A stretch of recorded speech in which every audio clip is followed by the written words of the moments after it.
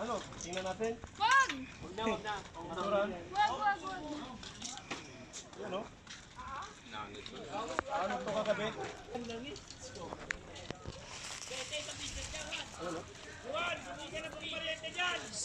Saan ho galing yan, tay? Galing sana to.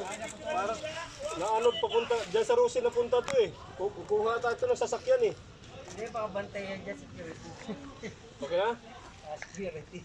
Baka sabihin yung kanyang mga motor ay lulubog mo.